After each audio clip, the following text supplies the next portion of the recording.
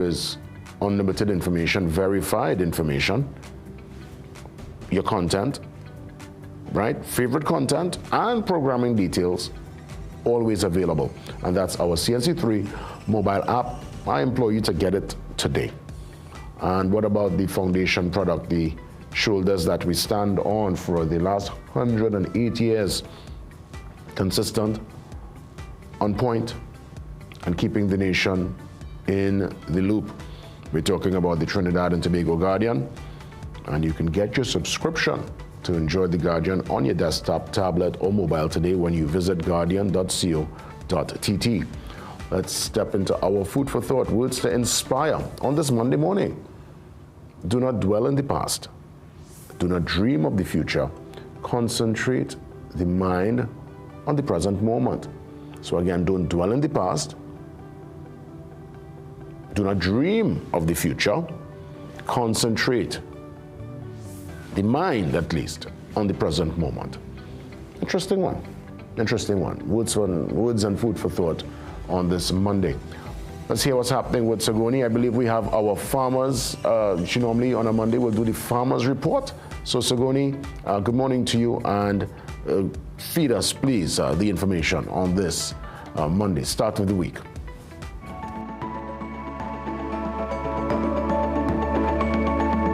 Good morning, farmers. I'm Sigoni Mohammed, and here's your Farmer's Almanac for the week ahead. Now, we are heading into a breezy and increasingly unsettled weather pattern with a period of heavier rainfall as we move toward the weekend. So starting Monday, we are expecting some partly sunny and breezy conditions with a few showers in places. This is actually a poor planting day. Any seeds planted now may rot. By Tuesday and Wednesday, however, moisture begins to increase with variable cloudiness. These are your most productive planting days, offering strong germination potential this week, and it's excellent for tending to your flower garden, planting corn, peppers, and other above ground crops. From Thursday, taking you all through Sunday in this forecast, we are transitioning into a wetter pattern. So expect mostly cloudy skies, scattered showers, and periods of rain, and a few thunderstorms are possible come Sunday. This is considered a barren period. Temperatures remain warm though, with the heat index climbing as high as 40 degrees, making it still feel hot at times, and winds remain moderate to fresh from the east. Now get this. First quarter moon is coming in on Saturday, and traditionally this supports vigorous leaf and stem development, but with the barren cycle in effect, it's best used for crop maintenance rather than fresh planting. Now, how about a quick farming tip for the week? Prepare for the rainy days ahead by clearing fields and drains and removing debris before the heavier showers arrive later in the week to prevent waterlogging around your root systems. As for the barren period, well, you need to conduct pest patrols. Why? Because warm mornings followed by humid afternoons can trigger aphids, mites, fungal spots, and even leaf blight. So check the underside of the leaves and spray early if needed. So farmers, plant strong early in the week, shift to maintenance by Thursday, and stay ahead of the heat and moisture stress as wetter conditions develop into the weekend. That's your Farmer's Almanac, helping you grow smarter every week. Thank you so much, Sagoni, as always. Now, Moody withdraws NGC rating. What does this mean?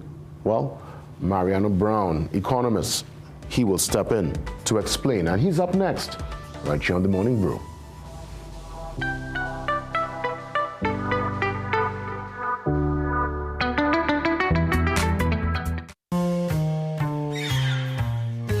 Things don't always go as expected. Be ready with Trinry for auto, home, business and group life. Call us at 800-TRIN or visit trinry.com today. Huge insurance premium. Pay your premiums bit by bit with FlexiPay from Trinry. For more manageable auto, home and commercial insurance payments, call us at 800-TRIN or visit trinry.com today. Trinry. Premier insurance coverage for less. Your future is safe with us. No matter your age or where you're from, or what doors are open to each and every one. Your financial needs are sure to be met. At Police Credit Union, there's zero regrets. A variety of services. That's a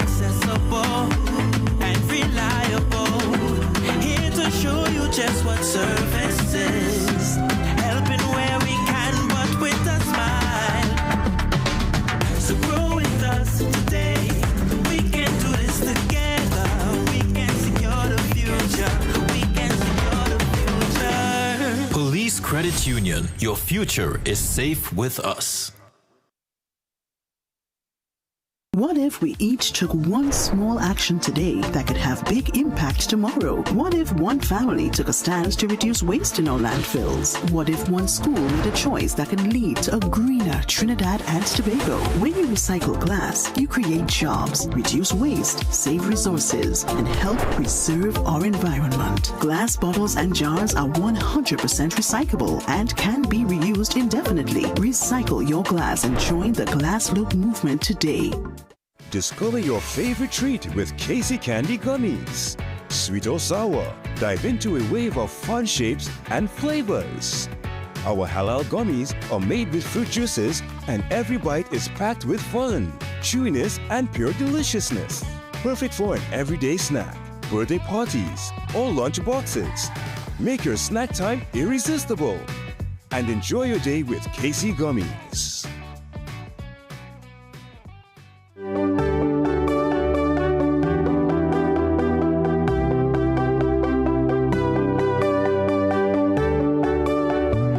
As mentioned, Moody withdraws NGC rating, and of course, with that, we want some clarity to get that deeper understanding. Hence, we get into discussion with economist Mariano Brown, who joins me on the Zoom line. Mariano, good morning to you, and I look forward to our discussion. I really genuinely need some clarity on this one, because this development came into the public domain, of course, last Friday, and of course, when we, well, I mean, I've made some notes here, and the disclosure by NGC of the what they described as a strategic realignment of credit rating agency engagements. It's left many analysts, I'm sure yourself and others, with questions concerning the future really of the wholly state-owned company's international business relations. Good morning, first and foremost to you, Mariano. Great to see you. And is this a major cause for concern? Welcome, Mariano. Well, it depends on which view you take. The Moody's view didn't suggest that it was a realignment. It suggested that it didn't have any information and therefore could not analyze the finances of NGC. So wearing my finance hat, distinct from my Congress hat, the rating agency's requirement, according to NGC, is that in terms of its loans, it's foreign loans. It's one of those requirements or covenants in the loan that they be rated by an international rating agency. This is to give the lenders comfort. Now, as you would realize, a lot of NGC's loans would be, in fact, US dollar denominated loans from international banks, not from the domestic sector, because it handles, its investment structure requires US dollars, not TT dollars. And in those circumstances, the loan covenant, and that means that if I'm borrowing, I'm asking you to fulfill this requirement as a condition of the loan, that you are rated by an international rating agency. So its report says, well, we already have multiple rating agencies, so we don't need Moody's. Now, the Moody's report doesn't say that. It doesn't say, well, our relationship is terminated because they're looking to do X, Y, and Z. It says that we are unable to give an opinion. Now, the two things could be the same, but to the same token, it suggests that the parting was not so comfortable. Let me ask you, Mariano, not so simple. So what was the difference between now and what happened in February of 2026 with the discontinuation, as it were? Because again, this word realignment seems to be coming up all the time. Is that just a play on words? That phrase realignment? Well, it could be, but at the same token, it could be a realignment on Moody's, on the part of NGC. NGC has been doing all sorts of things and cutting costs, or saying that it is cutting costs. And that would be a signal that things are tight. And you would note, for example, from the beginning, since Mr. Ramdeen's chairmanship, he has cut off a number of what one would have called corporate social responsibility expenses. He's also changed the pricing for LIC. Now, LIC account for approximately 1% of the gas which is used in Trinidad and Tobago, but they are a significant employer. So you have to say it's a kind of sharp business practice. Now, on the same token, we also have the situation where Nutrient, for example, has been idled for at least 4 or 5 months over contract negotiations with regard to the supply of gas. So all is not well in terms of NGC's relationship with its customers. And at the same token, we are aware that the volume of gas being supplied is much less than is required. Now, at the same token, that raises some issues about NGC's profitability. Its actions could be viewed as cost-cutting measures in an attempt to maintain its profitability. Or you could look at it from the point of view there are some significant structural issues, and NGC is trying to reorganize itself to face those issues, and it has some deeper implications. Now, that's what rating agencies look at, and they give you a rating on the basis of what your future capacity to pay your debt looks like. That's the whole purpose of a rating agency, and that's why a company that is lending you money would want an external third-party review of the financial statements. And hence the reason for having Moody's or Fitch or S&P give NGC a rating. And I'm happy you gave some clarity, because I'm thinking for those looking on, especially probably some of the younger viewers, they might ask, what's the significance, as it were, of Moody giving a rating? Does this give a validation, as it were, to foreign investors? Does it give a particular stamp of approval that, okay, this company is good to go? Just explain to us again in detail the significance of a Moody's rating as it pertains to NGC or any other public companies. Well, a rating agency effectively monitors your capacity, a company's capacity to repay, its ability to meet its credit requirements or its loan requirements or its loan covenants. So it has a broad outlook, a schema in which you fall into. And the whole idea is to determine whether you are investment grade. In other words, should I invest money in any loan or in any bond issue which you may issue? So that the addition of the rating places you in a risk zone. In other words, are you investment grade? That means that you are a good risk, and the likelihood of your being able to remain at that level within a particular period of time. Now, that's the same thing that rating agencies do when they examine the finances of the government and give it a rating as well. So it's a similar perspective. It's really a message to investors, bond investors, loan investors in the international community, where an organization stands in terms of its ability to repay its debt. And that's why it's significant, particularly for companies who have to raise money in the international market. So a rating basically places you at what type of interest rate you would get, and alternatively, whether we lend you any money at all. So that's the significance of the rating. So in this current dispensation, with all that we know, what does it now say to investors, and more so investor confidence, as it pertains to not only NGC, but ultimately Trinidad and Tobago? Well, the same issue happens when you change your accountants.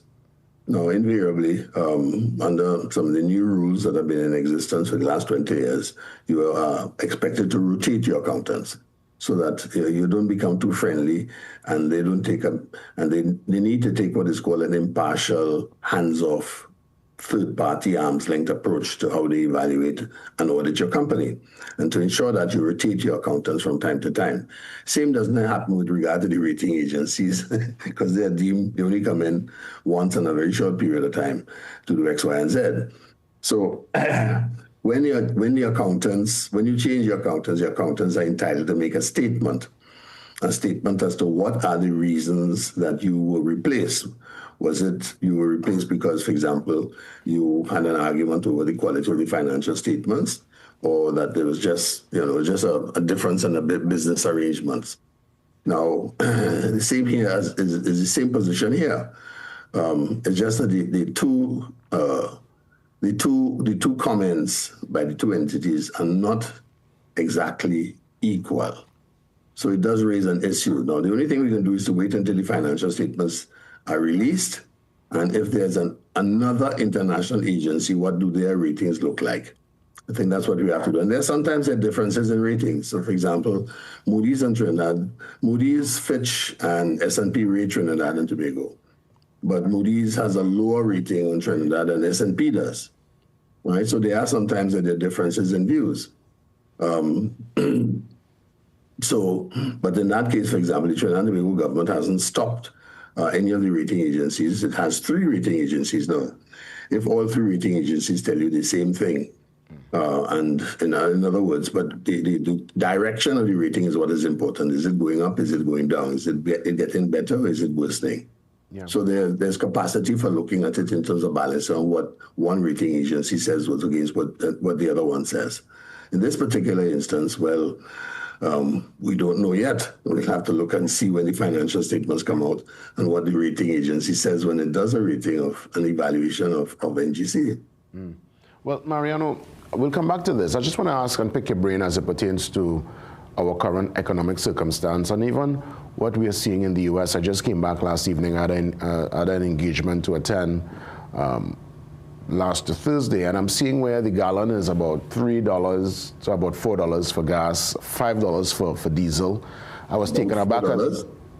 See. 450 something. Well, it's 3 something, 450 thereabout. You know, it's kind of fluctuating between $4 to about 4 something, and then $5 plus $5 and some cents for diesel. Right. So diesel is actually more than the gas, and even the price of food, Mariano. I was taken aback as to the cost at the grocery, and even if you want to just dine, and on the local front, you know, I'm talking to some of my groundsmen, guys who would sell their water and stuff in Equezy and other men that, you know, I try to really keep in touch with the ground. And they too saying that it getting a bit, the place dry, that's the word they're using. They're saying the place dry, the place tough. What's your advice to those looking on, including myself, as it pertains to how we map out the rest of 2026 and ultimately beyond? Things are going to be very difficult. Like how difficult, Mariano? Like really, really tough? Let's put it this way. People have said the economy is stabilized and that it is fragile. Right? Well, I think it's fragile to worse. That's my expectation. Now, what are the objective circumstances? Everybody is looking, for example, towards the war in the Middle East and that it will also have raised prices. Now, the war in the Middle East started on February the 28th. So it will have an impact on prices going forward in the latter half, in the second half of the year. And you would note as well that the minister can't give a date for the mid-year budget review, which ought to be a very straightforward thing. The mid-year budget review, mid-year ended on March the 31st. So we have April, we're now in the middle of May. It is expected by the middle of May you would understand exactly where you were at the end of March and its considerations. Now, clearly the numbers don't all stack up. I think from my perspective, that's what I see happening. Now, what is the objective reality with regard to Trinidad and Tobago economy? Well, it's a natural gas economy. And we know that the volume of natural gas being produced is declining. Put it bluntly, declining. And if we look at it, we look at the energy sector in particular, we know that at least 50% of the ammonia plants are idled or shut in, and approximately 50% of all the plants, for example, in Point Lisa are also shut in. That must have some implication in terms of what your revenue position looks like. Because that means that the tax position would have been affected. Now, at the same token, we have a number of outstanding public, so not so much outstanding, they are outstanding for the period 2020 to 2025. That hasn't been adjusted yet. But we know also that 2 of those agreements that were settled at 10% cost approximately $6.4 billion. Now, we understand also that the teachers have been complaining that their salaries, the new salaries are not being paid or new increments have not taken position, which would suggest that there's a problem in terms of government's cash flow. All right, so when you look at all of that, you know that things are tight. And on that basis, you would expect that the rate of growth in the economy will slow, certainly towards the end of 2026. And you could argue that at this stage of the game, the minister is attempting to look at his numbers before he kind of gives a final position of what's going to happen for the rest of the year. And this period ultimately affects what's going to take place with your budget for 2027. Because this is precisely the time that all ministries are starting to work out what they have left to spend and what else is going to take place in what are they going to budget for 2027. So that's a significant issue as we speak. Now, in the absence of any transparency, in the absence of any information, we left to go on observable data. And the observable data from the private sector is the demand is falling. So that means that the rate of growth is definitely going to slow. There is evidence that there's some increase in prices. We know, you gave the anecdotal evidence of what's taking place, for example, in the United States. But we know across the world that the impact of the Middle East war has driven up prices sharply in the energy sector. So there ought to be some benefit in the next 6 months in terms of the prices of LNG and the prices of petrochemicals. But the point is, we don't have the gas to take advantage of it. All we're going to get is a price rise, which is similar to what took place in 2022 and 2023. We even ended up with a surplus in 2023, I think, of about $1.5 billion. Right? That was completely fortuitous and had to do a lot with the international developments. But those developments are going to affect us from April, May going forward. They're not going to affect the period September, October to March. And the period October to March, I think, will be very tight. Now, given what we're hearing, what we're seeing, the anecdotal evidence which is coming out of the private sector, there's no real increase in demand. People are saying that it is slow. So one could expect that the rate of, we either have a very low rate of growth or no growth. Well, I guess in a sense, Mariano, as we wrap things up, it's about holding a strain and I guess holding on to that disposable income and trying to prepare for what seems to be a storm and some really hard days ahead. The situation's a little iffy moving forward. I think that's where we are. And what is happening to exploration is new gas coming on stream. What's going to happen we know that Manatee is going to come on stream in 2027.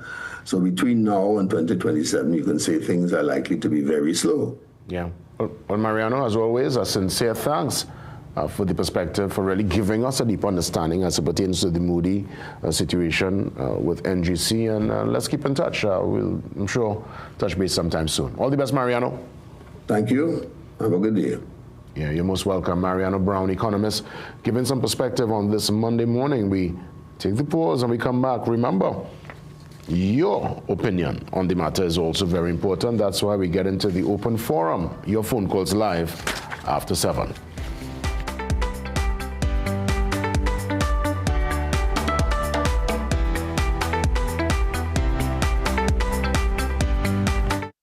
Magical Expressions Limited is the largest local importer and distributor of fresh cut stems, offering the widest range of beautiful flowers at the most affordable prices. Call us today at 701-6488 or visit our website to order. In today's fast-paced competitive job market, certification courses provide individuals with flexible and industry-relevant learning options. Increase your chances of employment with a certification course at CTS College.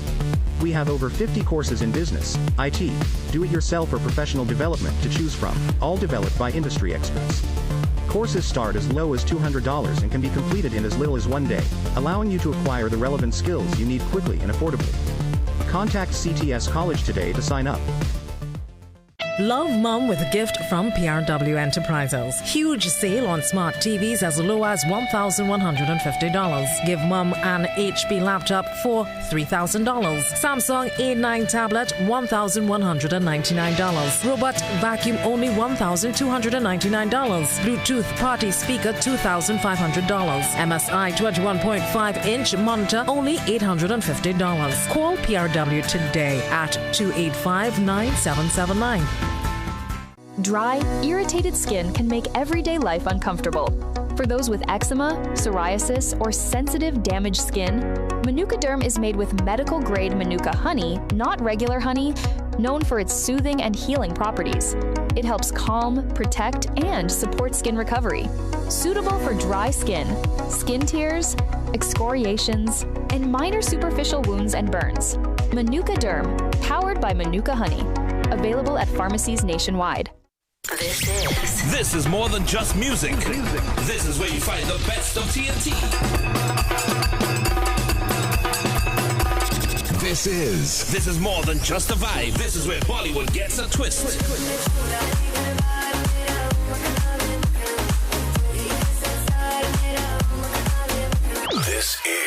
This is more than just energy. This is Bhangra and indie pop too.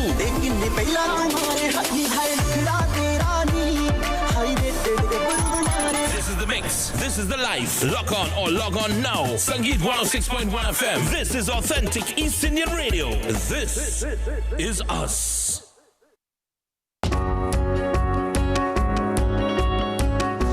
Sportsmanship is when an athlete walks off the court and you can't tell if he won or lost because he carries himself with pride either way. This quote is an embodiment of sport, and for me, sport is an embodiment of life. We are where you are.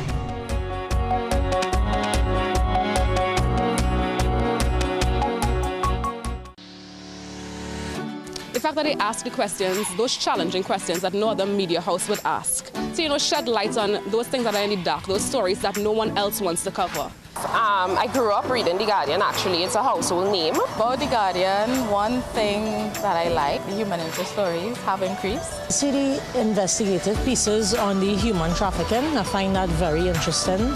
You go more in depth. On sports, especially local sports, and that's one of my highlights for The Guardian. Yeah, I've been in Guardian since The Guardian started coming out, started working. I was a newspaper man. The stories that are being covered are well detailed and you get more facts. Also, I think the editorials, I think they're doing a good job and they're speaking the truth, and they're challenging the government to make things better. Me in particular, of recently, the last 2-3 months, I've been reading The Guardian. I'm seeing a lot of news about the neighborhoods and the communities. And I even saw my community featured, and I was proud. Oh, The Guardian. The Guardian? Guardian. Trinidad Guardian. The Guardian. The Guardian. Trinidad Guardian. The Guardian is my first choice. Time Check, brought to you by the Central Bank and the National Financial Literacy Program.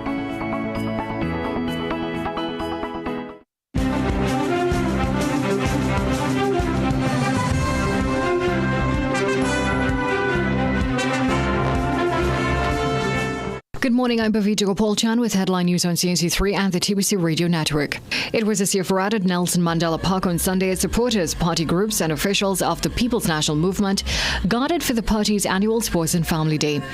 The event began with a traditional match pass featuring representatives from constituencies across the country, setting the tone for a day filled with pageantry, entertainment and camaraderie. Supporters turned out in party colours as presentations unfolded with vibrant displays, musical performances and energetic cultural flair throughout the venue. The party's political leader Penelope Beckles was present for the celebrations, but it was the presence of UNC alderman and activist Victor Roberts, who stood out dressed in red among the PNM faithful, which drew the attention of those present. Roberts made it clear that he has formally severed all ties with the United National Congress. I have terminated my membership with the UNC, and I want to get this clear. I want them to get me clear. And I have since joined the PNM. And opposition leader Penelope Beckles has publicly addressed the Janelle John Bates matter, but has not yet made a decision.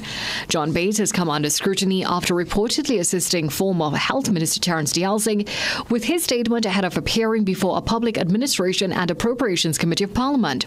John Bates was a member of that committee, but was removed after the incident. She later offered a resignation as an opposition senator. Well, since then, there have been calls for Beckles to make a decision on whether or not she accepts John Bates' resignation. At the PNM Sports Day yesterday, she threw the ball back in the Prime Minister's court regarding her members of government. I want to make it abundantly clear to the UNC. The responsibility to appoint senators of the PNM is mine. Right? So let Kamala deal with her problems. Let her decide about her appointment of her senators. But if you're comfortable appointing those people with questionable characters, questionable characteristics, leave me alone. Right? When the time comes for me to act as the Constitution requires, I will act. The North Central Regional Health Authority is rejecting claims by the Trinidad and Tobago Nurses Association that conditions at the Eric Williams Medical Sciences Complex in Mount Hope Women's Hospital are worsening. The TTNNA recently said the facilities were at breaking point and claimed a patient died after spending 6 days on a trolley in the Accident and Emergency Department due to staff shortages. But in a media release yesterday, the NCRHA said patient outcomes are improving. The authority said mortality figures dropped from 275 deaths in January to 206 in April. Now, the NCRHA also reported increased surgeries, shorter waiting times for admissions, improved working conditions, and a reduction in nursing absenteeism. The authority reminded that it has also hired 50 additional nurses over the past 2 months. Well, stay tuned for another news update at the top of the hour and for comprehensive coverage in our midday news and our major newscast at 7 p.m. on CNC3.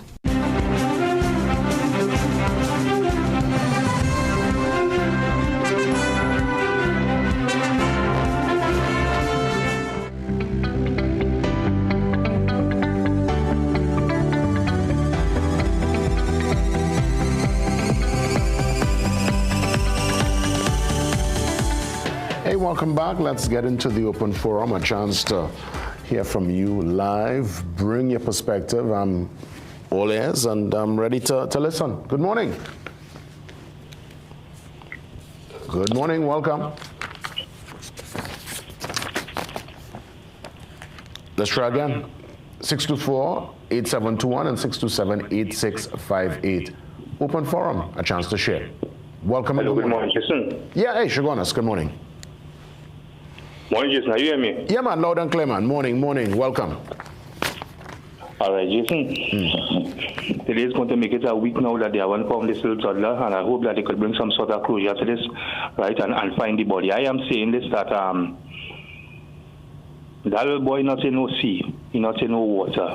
That little boy on land, right?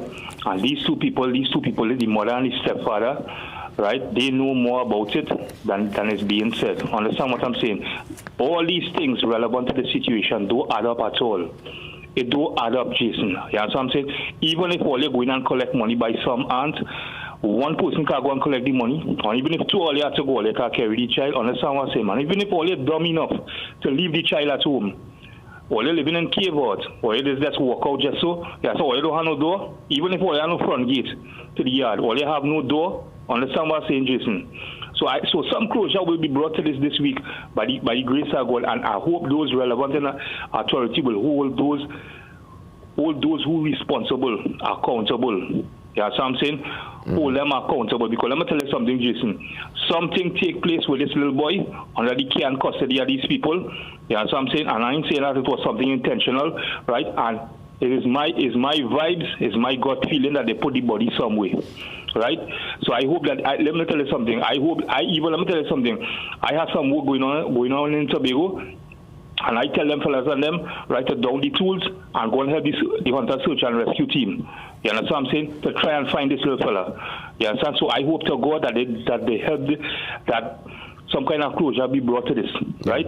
If everybody is on Monday, all you get up and do all you have to do, right? Forget what take place in the past, get up and do all you have to do, right? And things go work out. Take care, Jason. All the best, Shagonas. I heard the concern in his voice, and the young boy's name, Angelo Tobias Plaza. I really hope there's some closure. Really, really hope and pray there's some closure to this most unfortunate story. Let's set to Faisal. Faisal, good morning. Good morning, Brother Jason. Welcome back. Thank you, Faisal. Good to be home. Yeah. Brother Jason, I listened to the Honorable Opposition Leader, and she's supposed to be the Prime Minister in waiting.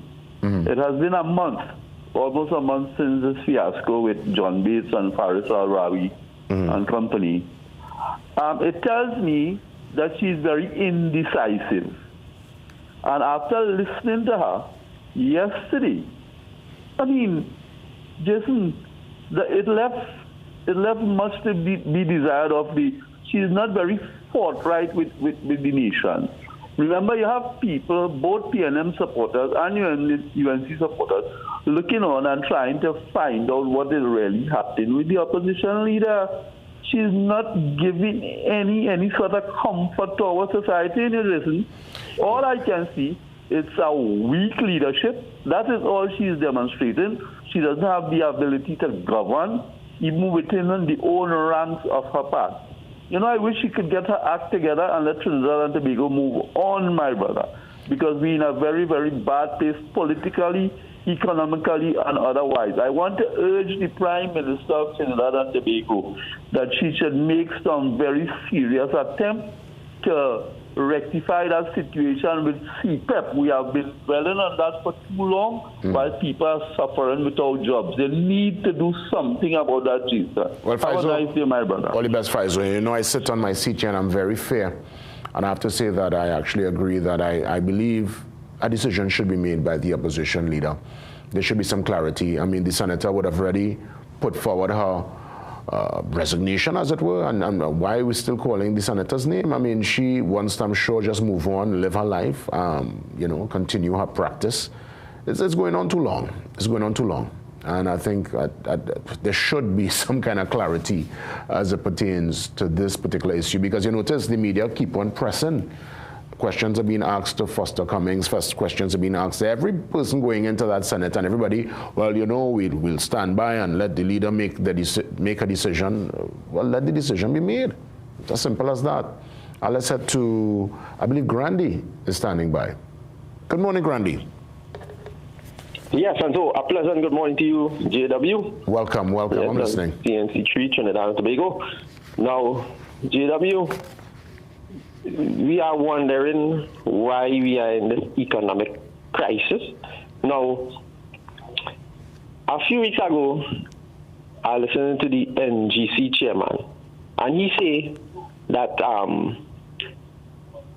Trinidad and Tobago, no matter what, right, the dragon gas must come to Trinidad and Tobago. But JW, he didn't get that from any of his leaders.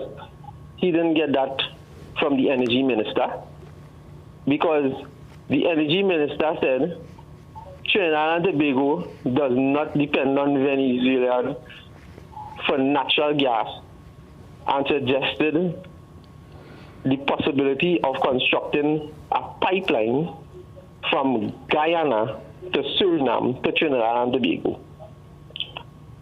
Right? So we can clearly see that these people does not know what they are doing. Right? And even the goodly lady, right? She was telling us the other day that TNT does not need Venezuelan gas and never did. You hear that? Yeah. These people don't know what they're doing. So clearly, he was taking the advice from Dr. Rowley and Stiochong, because Dr. Rowley and Stiochong was telling us that we need the dragon gas, right? And you see why they had Moody's removed, right? So JW, these people in office right now, they're sending mixed messages, and they clearly does not know what they are doing. And you notice, Grandy, so JW, I thank you very much for allowing me another contribution. Thank you, Grandy. And you notice the acting president would have made already visits to Grenada and Barbados, none yet to Trinidad and Tobago. Obviously, the diplomatic ties still very much strong. Caracas talking to Port of Spain talking to Caracas, but are the leaders talking? That's the big question. And I guess the answer at this point in time is no, a big no, in capital and bold caps. Good morning, who's out there? Yeah, good morning, Jason. This is Mr. Santa Cruz speaking, and happy to see you back on the show. Santa Cruz, and welcome. I must say, Brian Bechu did do a good job as such. Yeah, Ryan is truly amazing. Jason, I want to agree with most of the callers this morning, and in agreement in terms of the indecision by the leader of the opposition. Because what is happening and what the leader doesn't know, you have a person in limbo. I submit my resignation and the refusal to take it, and you just carrying on. And one of the things I need to say to the leader of the opposition, the party business is the public business, because at the end of the day, the party win and go into government, you serve all the people of Trinidad and Tobago. So the party business is not a business of isolated, it's the business of all the people in Trinidad and Tobago as such. But Jason, I also want to agree with the callers. Trinidad and Tobago is in a bad place, and I'll tell you why. When a rating agency pull out, when a rating agency could pull out from dealing with a particular institution, a state company in Trinidad and Tobago, it says something about the company and the manner in which we handling our affairs. Because what is actually happening in this country right now, there is continuous distraction from the state of the economy and the mismanagement of the economy by this government. And I'll say something. The Honorable Attorney General, who responds for advising the cabinet on all legal matters, could come in the parliament and state about a threat to ministers. And when the ministers were interviewed by the media, they're saying that they don't know anything about that. Because when they interviewed Lee, who is a minister of housing, he indicates he is Mr. Cool, he moving around. When they interviewed Naked, he said he know nothing about that, and he doesn't see any heightened insecurity. And it says something in terms of how we manage and moving forward. And because the state of emergency ending the end of this month, they come up with something that they extend the state of emergency. Jason, we are in a bad place. We are in a crisis, and I'm saying something needs to be done right now. And if we don't do it, God help us. Thank you, Jason. Thank the people of Santa Cruz. This is Mr. Santa Cruz signing off. Thank you, Santa Cruz. And Santa Cruz, the early part of his commentary also leaned into what Faizabad and myself, what we established this morning, in the fact that sometimes a decision needs to be made. And the senator there is really in limbo. She don't know what's going on. My goodness. That's not easy, you know, to just be there. You don't know if you know you're out. Diego Martin, welcome. Yes, Simon Beer. Good morning. Glad to have you back, Jason. Brian did a good job, but... Did they sort out the water situation by Sapphires yet? Yes, that's I'm calling to let you know. But it was only on one side of the road. The other side still leaking. However, the pressure in the pipes in our homes are low since that. But they have to come back to fix back the asphalt and stuff. Okay. However, the gushing water is no more on the drain. Yeah, we made some calls in that regard. So I'm happy that, you know, there's been some kind of resolution. Yes. I showed. Let me let you know. Nice. Okay, so thank you very much. Have a blessed day, and everybody else. Yeah, bye-bye. And you know, we thank, you know, listen, if it's one thing we do, at least I, Nikisha, the whole team on the Morning Brew, at least, what we do is we highlight the issues, we go in, we will deal with it, but when it's resolved, we still come back around and we say thank you. I know it's a thankless job. Plenty folks within the public sector, especially politicians, speak to that reality that they do. I mean, everyone, okay, some work harder than others, obviously. I mean, some really, you could tell they're on the ball, and then some others that, you know, they leave much to be desired. But you put yourself in line to serve and to treat with the people and by extension the country. And it's very rare they get a thank you, you know. It's very rare they get a well done. And if they do well, I think it's important, no matter who's behind the wheel, that you say thanks, you say, you know, keep it going, and they just give that, you know, it's just basic manners, I believe, you know. I mean, that's what they're supposed to do. You're not supposed to get a thanks every single time, but even when in my seat, you know, there's certain mornings we'll do the open forum and someone will say, Jay, well done, we like how you're doing. Someone will also pull me square sometimes and show me room for improvement where we could improve on the product. So we thank for all. We give thanks for even that. But when people recognize what you're doing and they give you a thumbs up, it's something about us as human beings. We feel good, and we get that encouragement and the impetus to keep pushing on and to keep moving forward. Is that it for the calls, guys, or we? Okay, so that's it. They've been given the word. That's it for the calls. We get ready for the TTPS. And in that regard, we touch base with the president of the Social Welfare Association, ASP Ishmael Pitt. He steps in to speak, a matter of fact, on the proposed manpower increase. Let's get into that discussion next. Looking for a smart way to grow your savings? For just a limited time, the Trinidad and Tobago Police Credit Union is offering competitive fixed deposit rates of up to 4%. That's up to 4% guaranteed when you invest with PCU Fixed Deposit. Visit any of our locations in Barataria, Arima, San Fernando, or Tobago to get started today. For more details, visit policecreditunion.com or call us at 6124-PCU. PCU, your future is safe with us. Step into ABC Doors and Windows, where quality meets variety.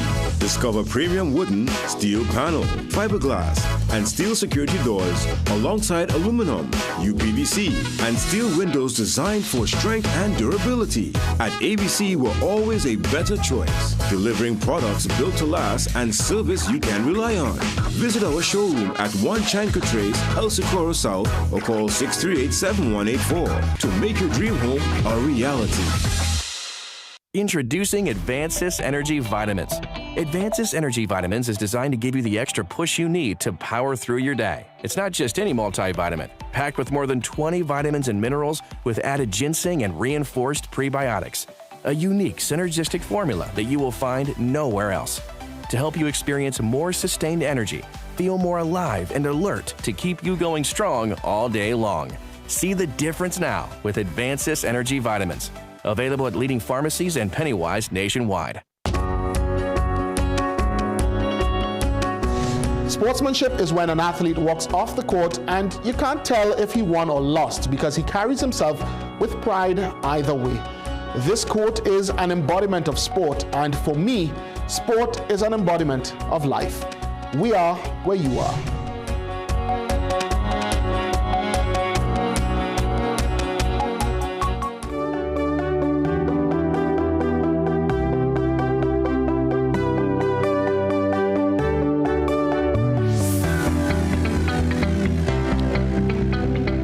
As promised, ASP Ishmael Pitt, he joins me, the president of the TTPS Social Welfare Association.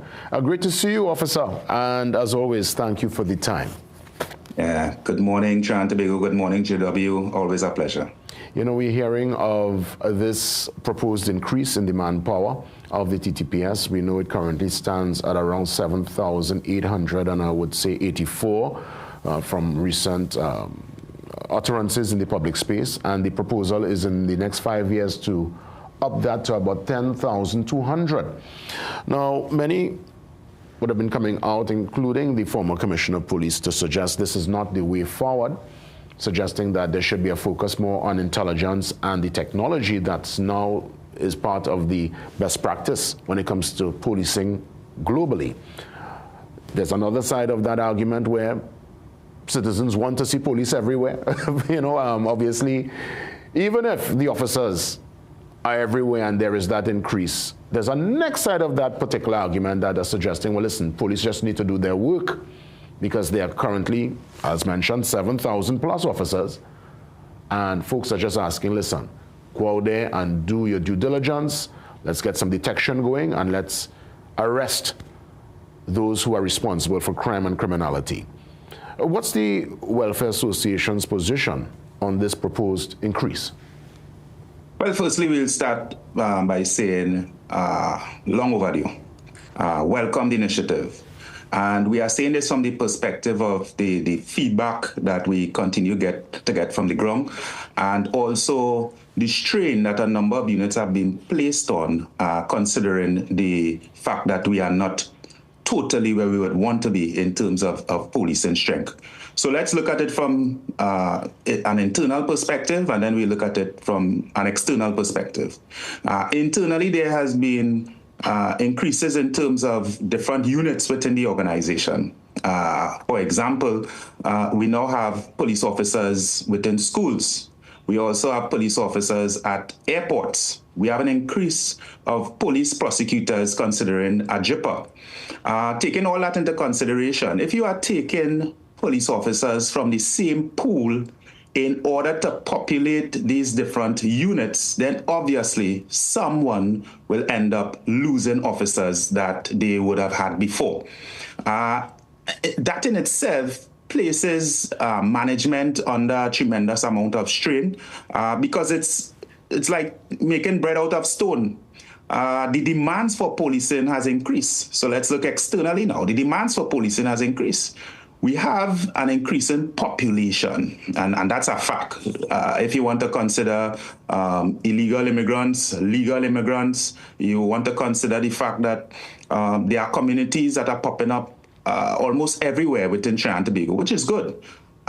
With that, though, we must have the requisite amount of officers in order to man this situation. It is our information that probably could have been 30 years since the police service had got an increase in strength.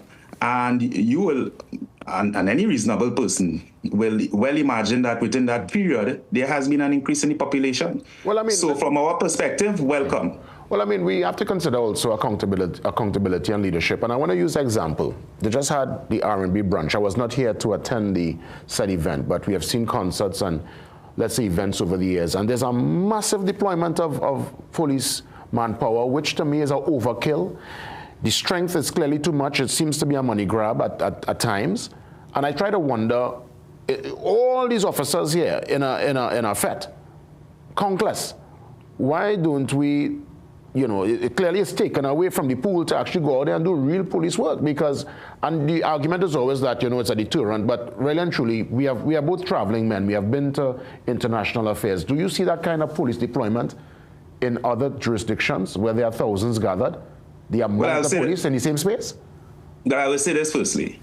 To say that it is taken away from the day-to-day policing operations, that is not true.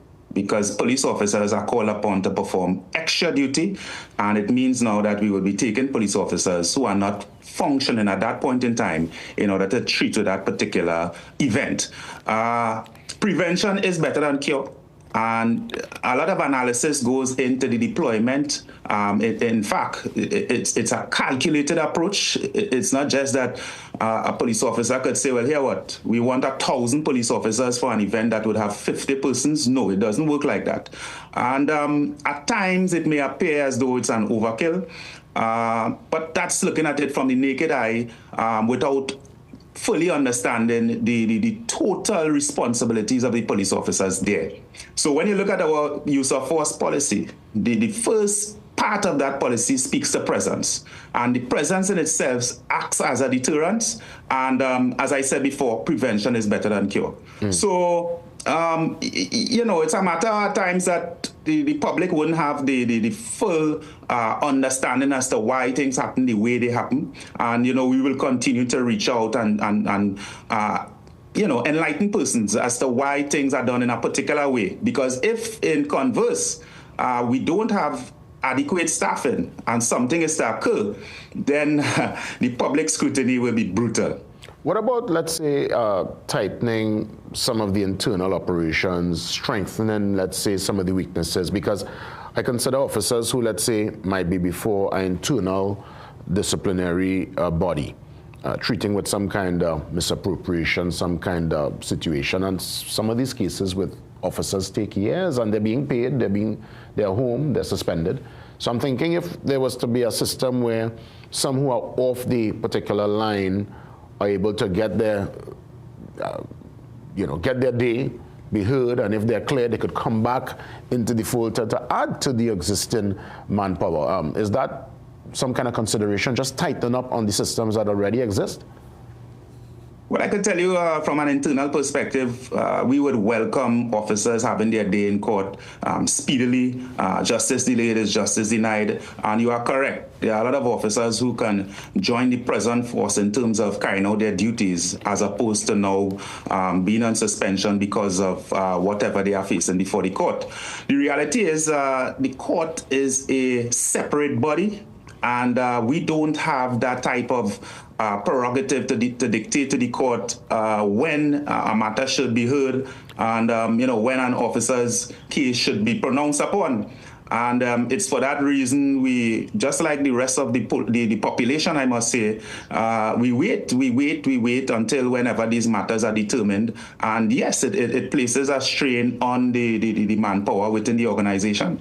So what about the use of technology, to bring more technology in the fold to assist the already existing service numbers? I mean, we're talking 7,884. And again, I understand that because you being there, you must understand the internal workings, and I really appreciate the conversation. So it's really that perspective from you on the field, on the ground, but I'm thinking here, technology, and we have heard of the command center and different tools now to assist in policing. If we increase technology, I think that could help the already existing officers, and probably we won't have to get more boots on the ground and just increase the technology.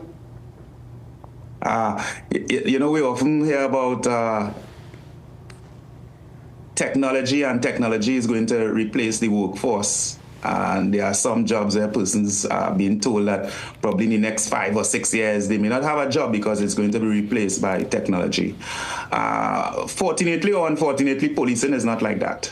So as much as technology will enhance our operational capacity, our intelligence, it still warrants a hands-on approach, boots on the ground approach, a human touch.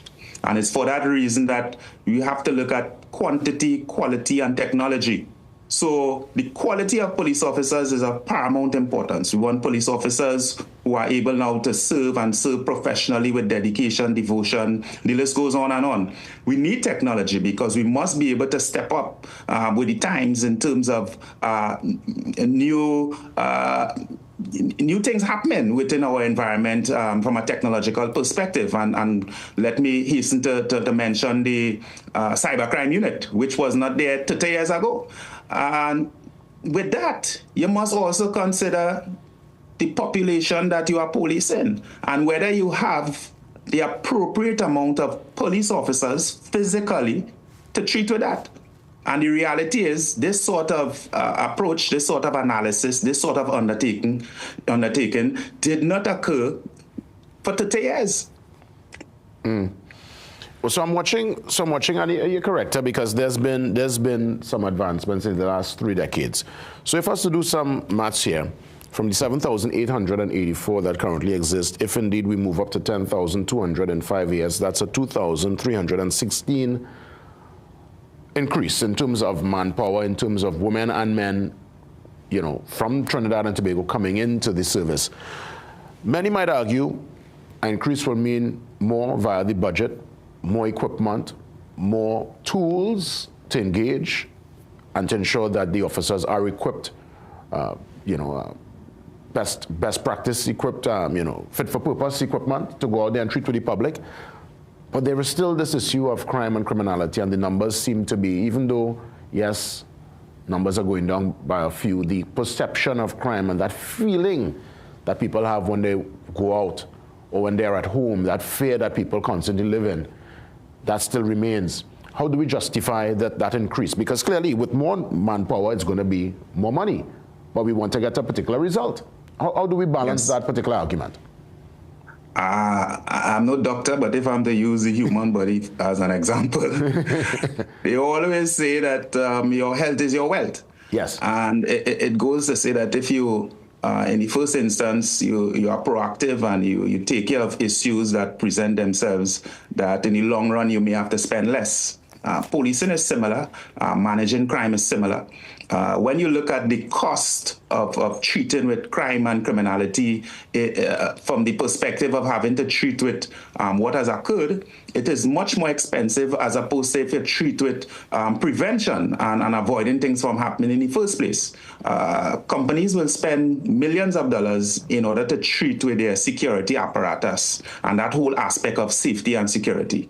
And the society, the country as a whole, must adopt a similar approach in treating with crime and criminality. It is important that we understand that, yes, it's an investment, it's a cost, but the upfront costs is nowhere close to how much we will have to pay as a society if we don't make these type of decisions now. Yeah, understood. And again, just as we look to wrap things up, to confirm that you do agree, you indeed, the Welfare Association welcomes this proposed increase in the next 5 years. Tremendously. Yeah. Tremendously. And again, it's something we would say is long overdue. Well, let's keep in touch. By all means, we will, I'm sure, chat soon, and all the best to you, Officer Pitt, to you and your staff and your colleagues. Yeah, thank you very much, JW, and do have a safe and wonderful day, Trinidad and Tobago. Yeah. Same to you. That's ASP Ishmael Pitt, the president of the TTPS Social Welfare Association. Up next, we get ready for, yes, a truly amazing experience. Yet again, the European Film Festival, and the ambassador of France to Trinidad and Tobago joins me next.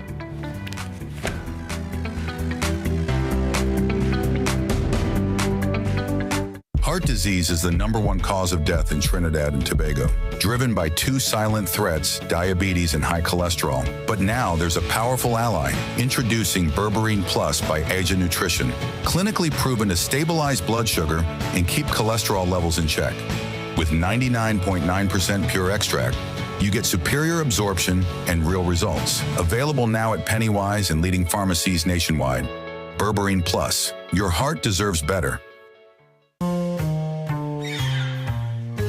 Things don't always go as expected. Be ready with Trinry for auto, home, business and group life. Call us at 800-TRIN or visit trinry.com today. Huge insurance premium. Pay your premiums bit by bit with FlexiPay from Trinry. For more manageable auto, home and commercial insurance payments, call us at 800-TRIN or visit trinry.com today. Trinry. Premier insurance coverage for less. How can you do this? You know we're already struggling and now you want to add to our problems too? Of course you're back here. Ma'am, please, I hope you listen to me. I know that for someone like you, it must be a whole lot of fun to go out and get drunk. I'll ask you this one time, that if you can't respect your daughters or care enough to avoid doing things to get yourself arrested, then at least have the basic decency not to get Alejandra involved in your reckless behavior. Don't miss the gripping drama Cabo. Sundays at 8 p.m. only on CNC3. There's a hole in the bucket. Well, fix it, dear Johnny. Just fix it. And while you're doing that, remember the roof is leaking, the house needs painting, all those kitchen tiles need changing. So tell me, Johnny, what about the plumbing? The driveway needs paving. Plus, you promised to add a new room to the house. I find it's about time. Johnny, fix it. There has never been a better time for a TBLA home improvement loan. Call us today at 623-1501 or visit us at tblamortgages.com. Love eating spicy food, but soon after, that familiar discomfort begins. Heartburn, acid reflux, and bloating. Introducing Peptica Gel, formulated with aluminum hydroxide, magnesium hydroxide, and simethicone to help neutralize excess acid. It's sugar-free, with no chalky aftertaste, and a pleasant orange flavor. Peptica Gel works fast to relieve heartburn, acid reflux, gas, and bloating, so you can feel comfortable again and get back to enjoying life. Peptica Gel, get the relief you need today. Available at pharmacies nationwide.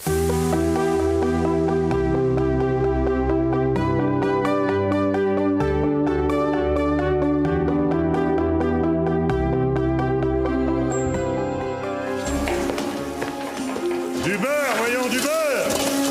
Faut faire bien, faire grand, faire savoureux. Si vous avez 2 minutes, le duc aimerait faire son commentaire.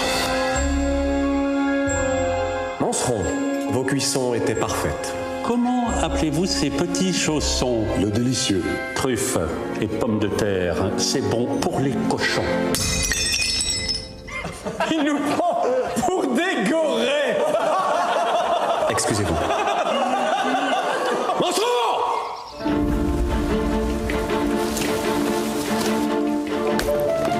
C'est vrai qu'il était cuisinier? Tu peux pas renoncer et t'enfermer ici alors qu'il y a tant de choses à vivre.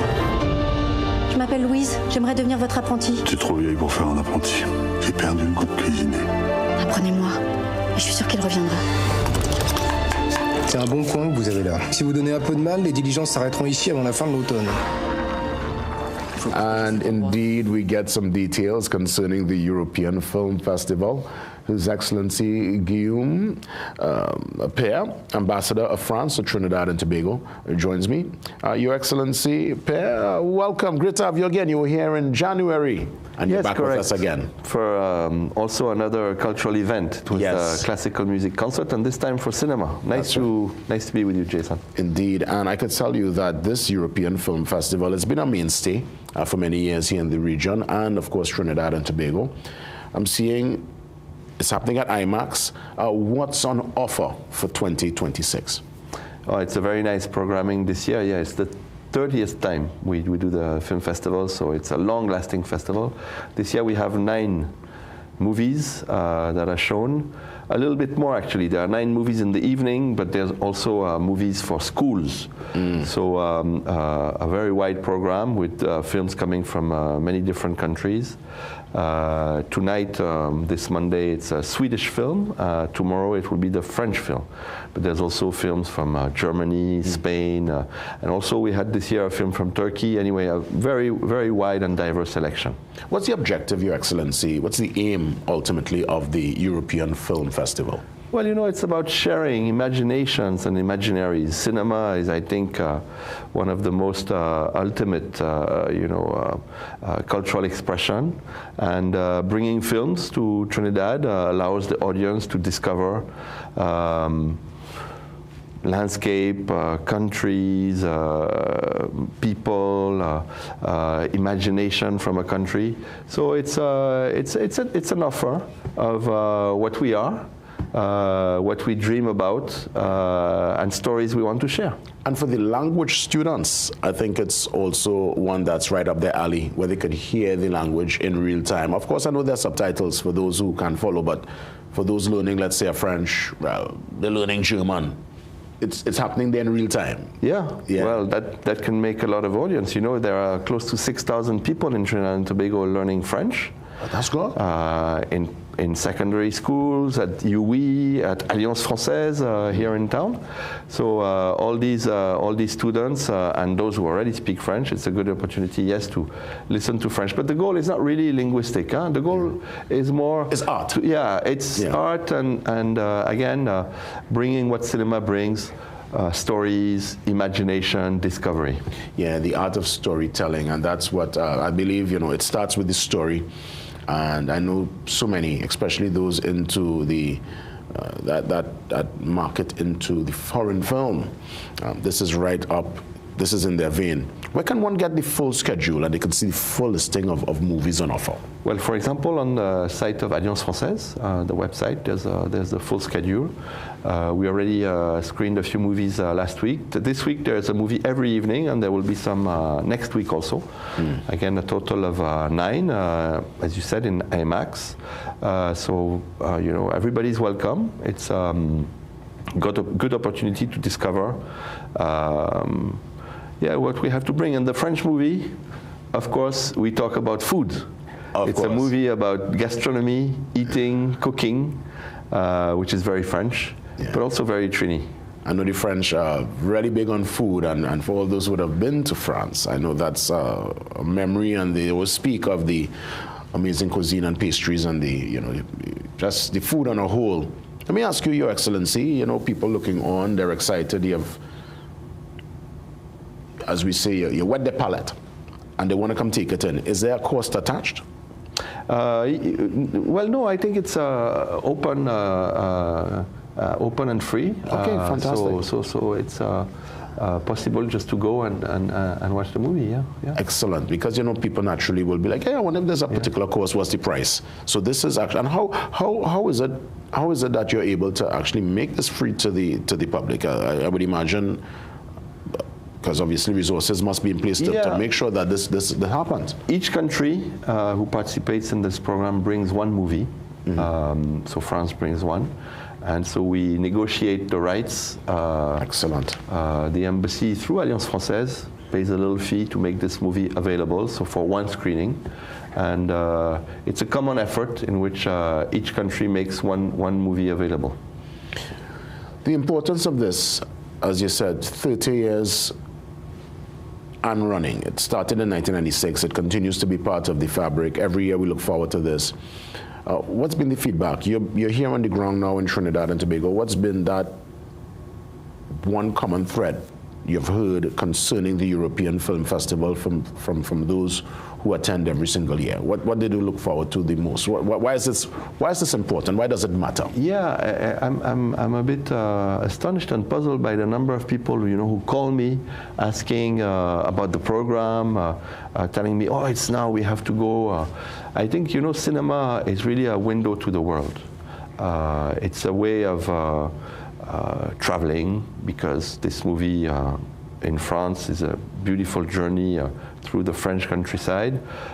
It's a way of discovering new cultures. It's a way of escaping in imaginaries.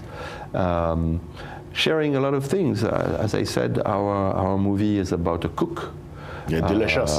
Delicious. Yes. So it's about food, but not only about food. Cooking is about welcoming. Cooking is about sharing. Cooking is also an art.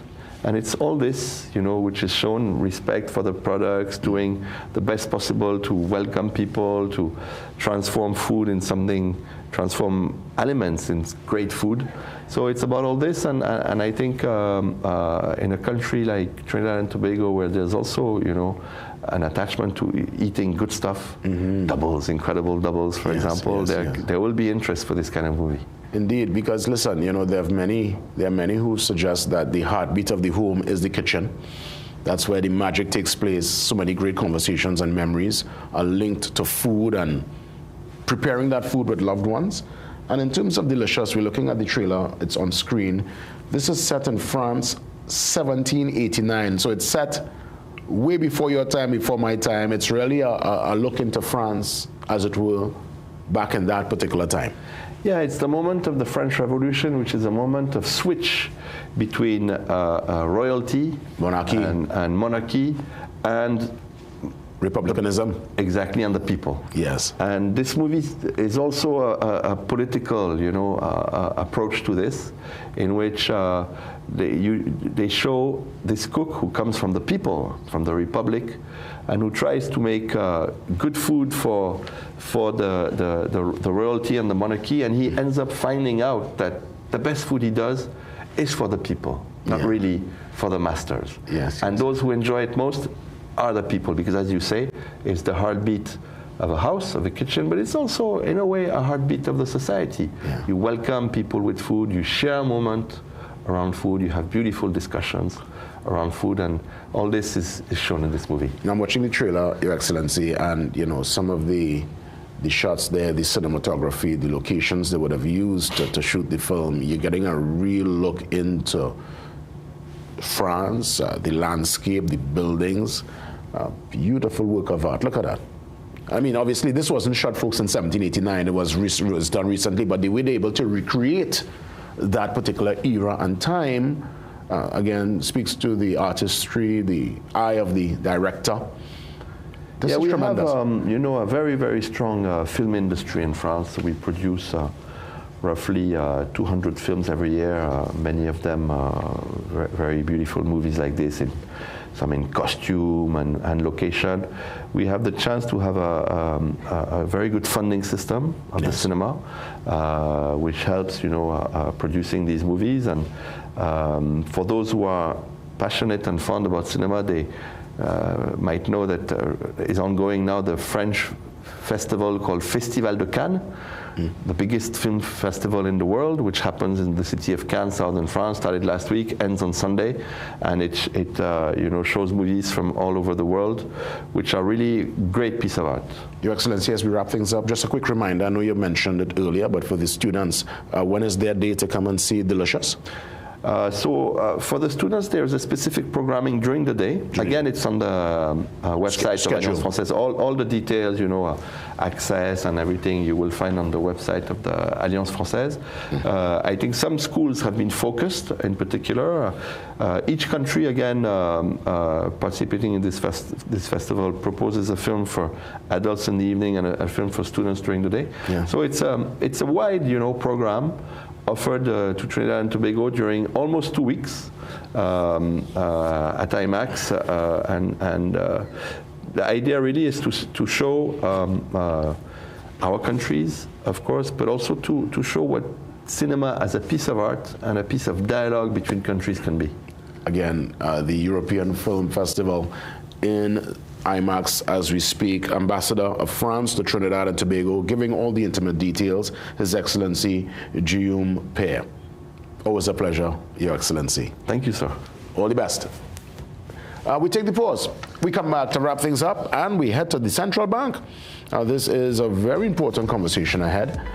Bill consultations. Full details from Jeanette Joseph after the break.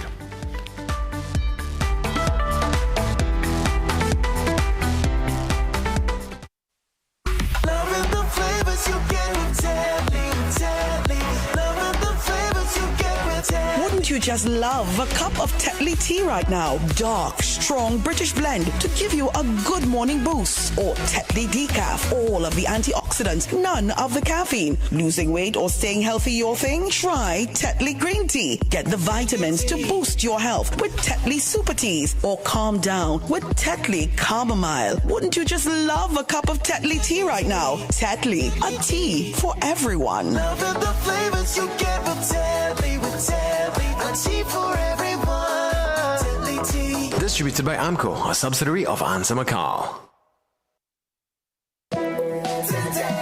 You can make your goals unfold, go get it. You can live your dream, join the team, let's do this. You can get the help you need to succeed with Rand Credit Union. You can believe that you can achieve. Big goals, small ones too. Rand Credit Union, we've got you. No more waiting, that won't do. Make someday today. One life, so make it good. Live the way you know you should. With Rand Credit Union, yes you could. Make someday today. Live your best life today with Rand Credit Union. Are you suffering from acute situations such as pain and sprains, arthritis symptoms, injuries from sports? Advances Flexi Joints, made and approved in the EU, is built to help. Pain relief, inflammatory action, regeneration and protection of connective tissue, and improve joint mobility. Designed with not 1 or 2, but 7 scientifically powerful ingredients. Each vial of Flexi Joints increases absorption, allowing for more ingredients per serving than any tablet. Find Flexi Joints at leading pharmacies, Superfarm, and Pennywise.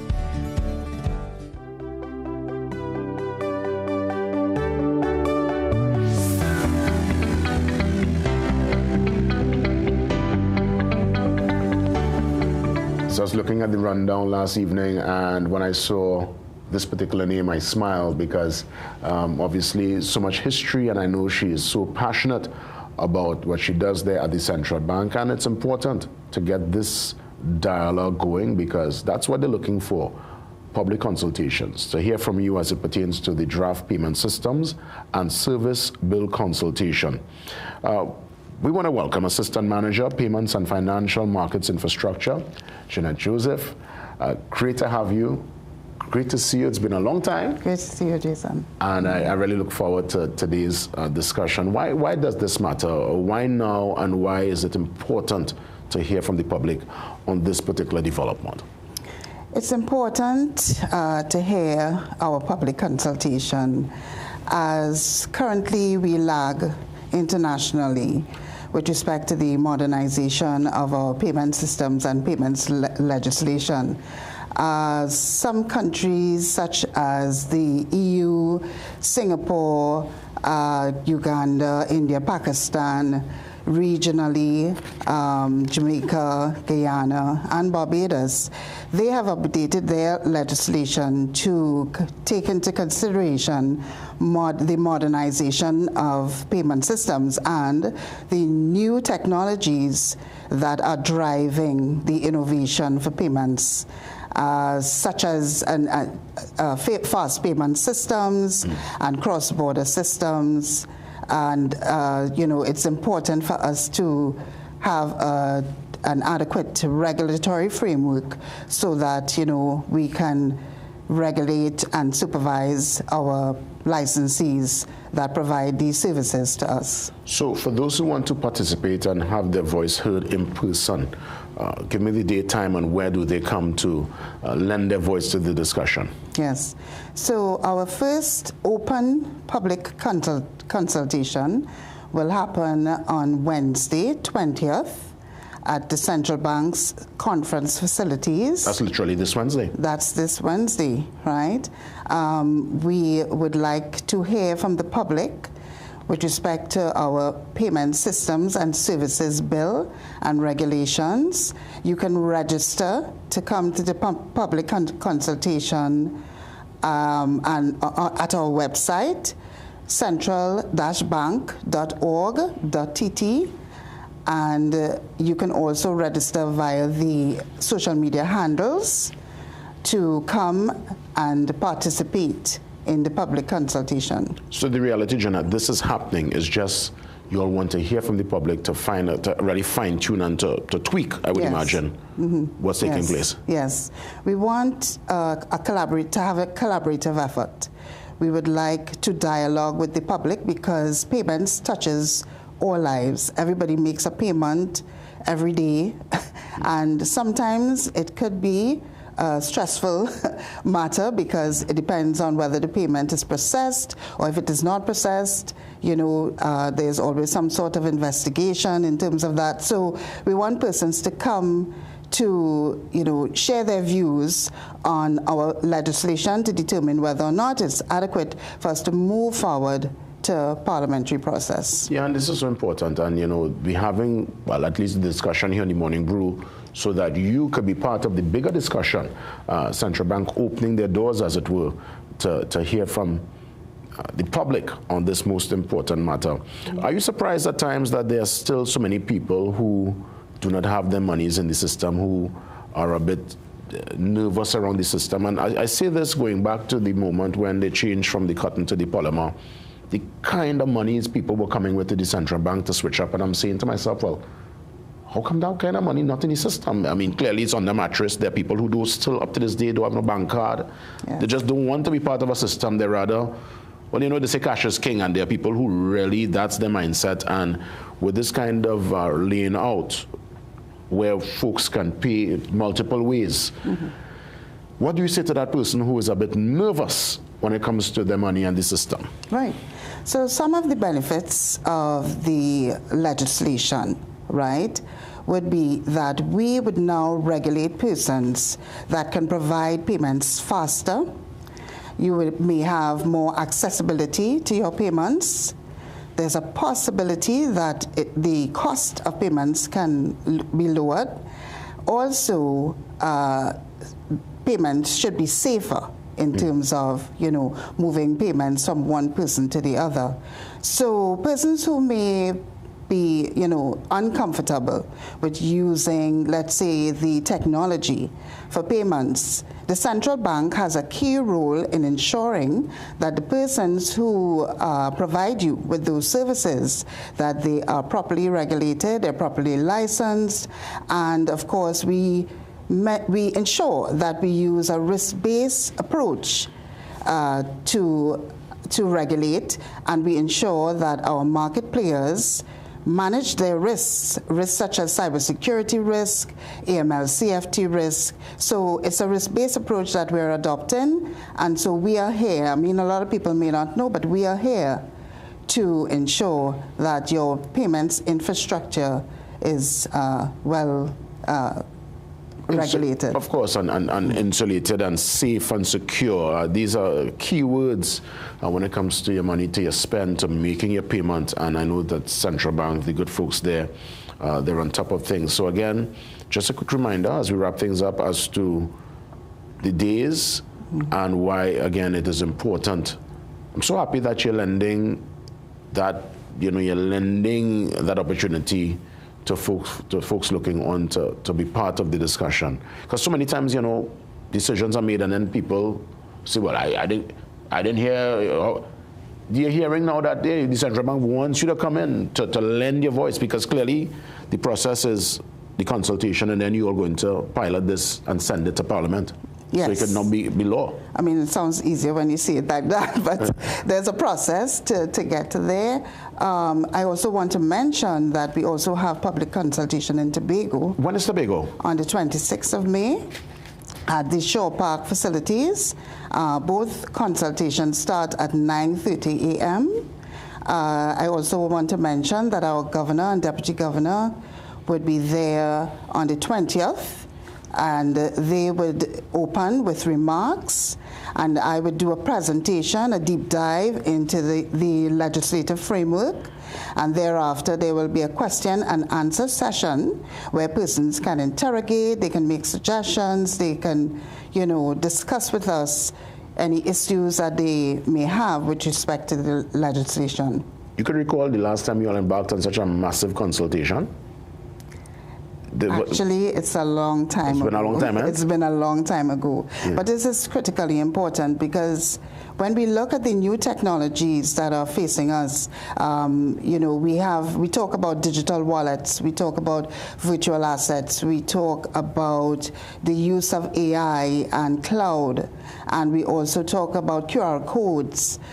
These things are new to Trinidad and Tobago, and so we need to ensure that the market players that are providing these solutions, that they manage the risks that come with those technologies. Now, well said, Jeanette, and obviously Central Bank keeping with international standards and keeping with the time.